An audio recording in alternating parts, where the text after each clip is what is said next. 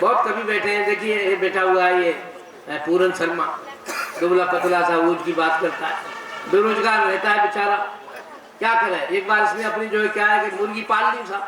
अब मुर्गी पालन का काम कुछ मुझसे ही रहा था, क्या सोमदत्त व्यास क्या करूँ, मैंने कुछ नहीं, आजकल तो मुर्गी पालन अच्छा चल रहा है, पाल ली था। अब मुर्गी चल रही, मुर्गी जो है पालता रहा। इतने में साहब जो है इंस्पेक्टर आए, बोले मुर्गी को क्या खिलाते हैं?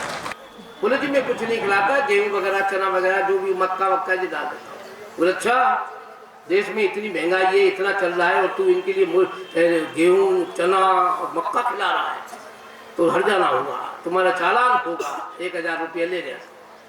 अब परेशान। कुछ दिनों बाद फिर 1 महीना बाद चक्कर लगाया इंस्पेक्टर का, बोले अब क्या खिला रहे हो?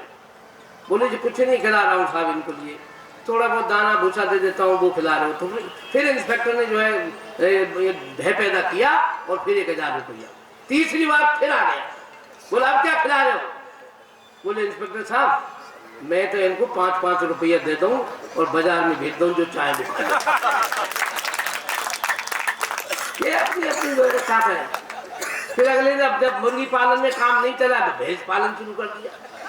अब भैंस पालन शुरू कर दिया, बोले मुझसे बोले यार एक दिन फोन किया, बोले व्यास जी में, हाँ। बोले यार मेरी तो भैंस बीमार है गई। तुम्हारी तो भैंस नहीं, तुम्हारी बीमार हुई नहीं, क्या हुई तो थी? बोले तुमने खा दी हो? अरे मैंने तो कुछ ना दे भैया, थोड़ी सी दाल लेके वहां तमाकू मिलाई और भैंस को पिला दी। तो बोले मैं पिला दूं? मैं हाँ पिला दे। अगले ने साहब दारू लाई और वहां तमाकू घोट घाट के पिला, भैंस को पिला दे। 2 घंटा में भैंस मर गई। अब फोन करो यार व्यास जी, यार मेरी भैंस तो मर गई। तो बोले मेरी कौन सी बची? ये बड़े आनंद की चीज है साहब, बड़े आनंद। मैं चाहता हूँ ओज का कभी है, ओज की बात करें तो बहुत ऊंचाई पे चला जाता है। कोई पाकिस्तान, कभी हिंदुस्तान की उससे सीमा तक पहुंच जाता है। एक नेताजी से प्रश्न कर दिया था, आजकल सीमा खतरे में है। तो नेताजी तो तुम जाने नेताजी होती है। नेताजी से प्रश्न किया कि साहब आजकल सीमा जो है खतरे में, क्या करना चाहिए? बोला सीमा को बाहर, घर से बाहर नहीं निकलना चाहिए। मैं चाहता हूँ एक ओज की बात कर रहे हैं कि सितारा हमारे बीच में है।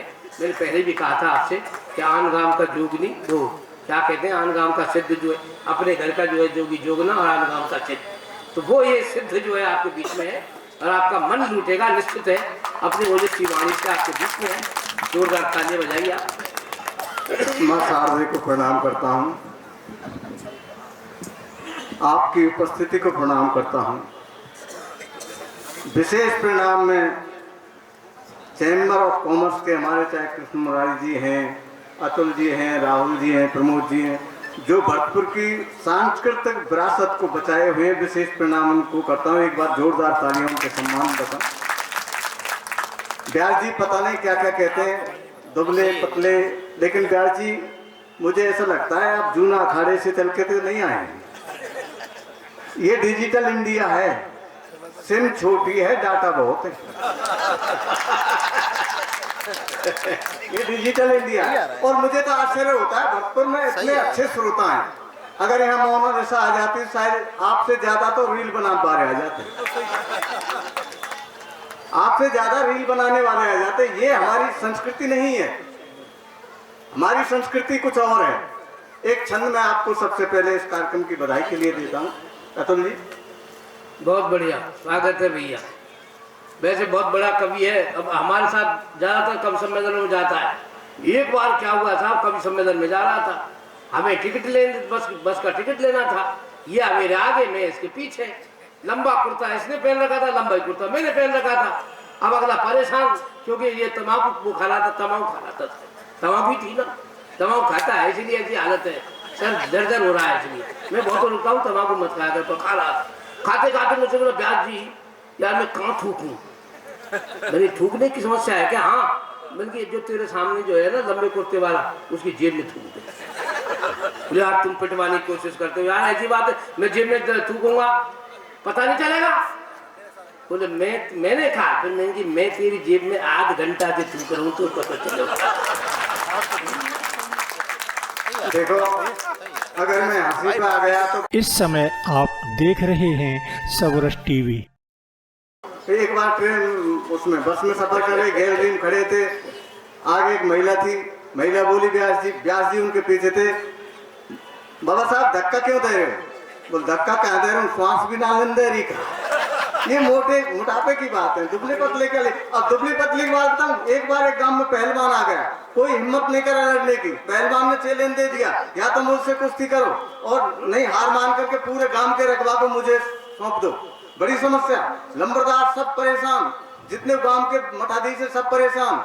मैंने कही बाबा साहब कैसे परेशान हो? अरे बोले ऐसे समस्या है। अरे मैंने मेरा नाम ले दो। अरे तू कैसे पूछा को तुम मैंने नाम तो ले, बात गांव के नाक की है, पिट कैसे जान दूंगा?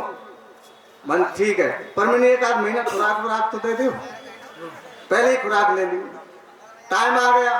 पहलवान जैसे अखाड़े में गया, मैं भी अखाड़े में, दोनों ने अपने जांघे भांगिया काज करके हाथ मिलाया। मैंने कही ओए सुन पहलवान, काले गया रकबा कितना सो है, एक भी बट में हारो खे तब तो 5 करोड़ रुपया दूंगा, तू हार जाइयो। पहलवान ने जैसे मैं उठाया तो दूसरी तरह उठा लियो कन्ना प्यार में, मेरी बात ध्यान रखियो पहलवान। बोल ठीक है। जटी पहलवान खुद चित्त एवर में वहां ऊपर बैठ गो, लोग गांव के न ताली बजाई। दूसरे दिन पहलवान आया घर, नहा धो करके, वन साहब मेरे वो, मैंने कहा बोल तुमने वायदा किया ना 5 करोड़ रुपया को। अरे मिनकी तेने तेरो दाब चलाओ, मैंने मेरो दाब चलाओ, तारा के पैसा। ये तो आजकल लड़ाई दाब की है साहब, मोटे पतले की नहीं है।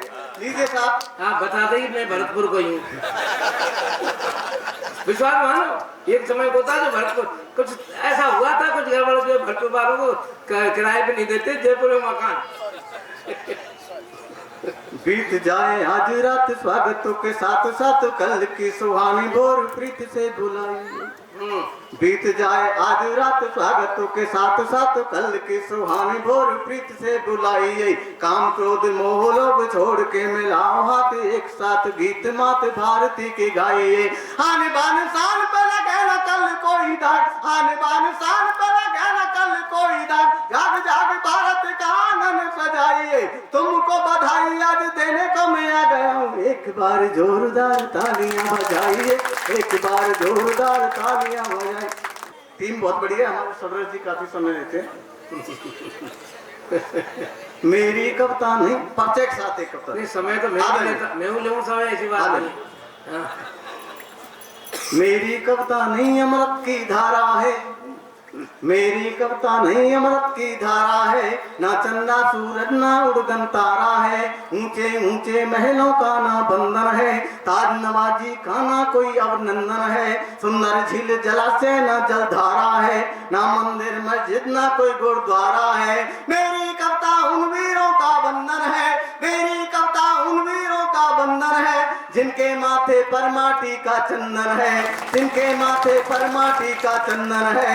हफ्ते हफ्ते जो कुर्बानी देते हैं, हफ्ते हफ्ते जो कुर्बानी देते हैं, भारत माँ को रोज रवानी देते हैं, जिनके दम से ये वतन गुलजार हुआ, भारत के माथे का नव श्रृंगार हुआ, उनके चरणों का वंदन कर लेता हूँ, उनकी यादों के मंदिर में दीपक एक जलाता हूँ, उनकी यादों के मंदिर में दीपक रोज जलाता हूँ, उनकी यादों के मंदिर में दीपक रोज जलाता हूँ।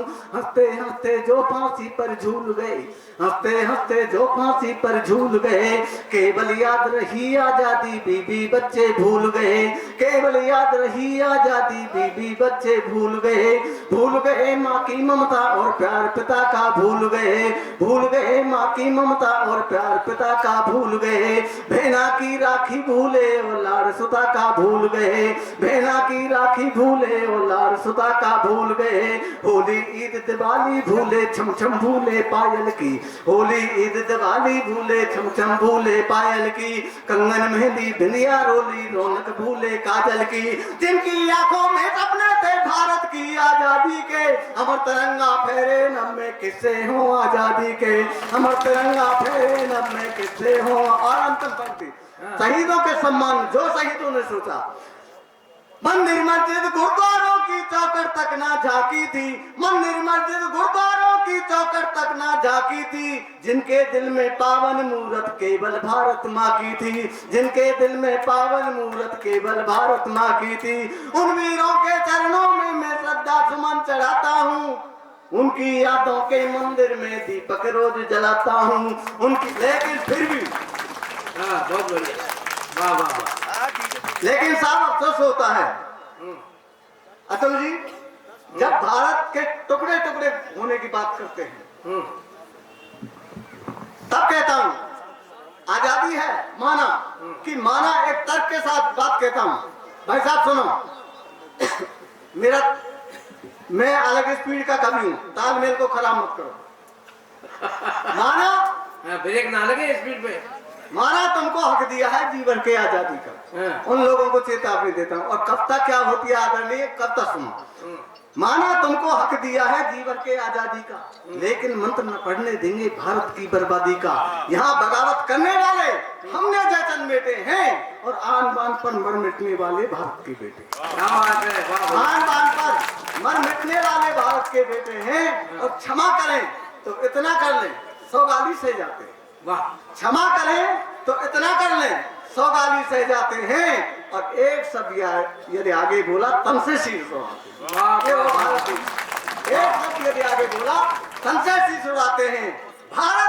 भारत नहीं माटी का टुकड़ा जिसके टुकड़े करते, भारत नहीं माटी का टुकड़ा, भारत भाग्य विधाता है। और सत्य अहिंसा से बढ़कर फिर गीता पाठ पढ़ाता है। हम उस देश के बाद ये गीता का पाठ पढ़ाने वाला देश है। तब कहता है जिनके दिल में नफरत होती हिंदुस्तान, कानून का कहता नहीं हूं लेकिन विचारधारा है। जिनके दिल में नफरत होती हिंदुस्तान की शान से, धक्का देकर उन्हें निकालो अपने हिंदुस्तान से, धक्का देकर उन्हें निकालो अपने हिंदुस्तान से। जो मजहब की चौपारों पर मंच सजाए बैठे हैं, अपने दामन में नफरत का छुरा छुपाए बैठे हैं। और वतन की आजादी में मिलकर खंजर भोंक रहे, वीरों की कुर्बानी को जो ज्वलती ज्वाला झोंक रहे। नहीं झुकाते हैं वे गर्दन भारत माँ के बंधन को, अपनी नार बढ़ाकर बैठे खुद के ही अवनंदन को।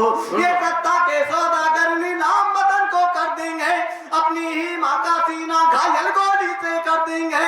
ये कातिल ही मानवता के दीमक भाईचारे की कल ही नीम लगा देंगे, ये भारत में बंटवारे की। ये कुर्सी के भिखमंगे जो खेले माँ की शान से, धक्का देकर उन्हें निकालो अपने हिंदुस्तान से।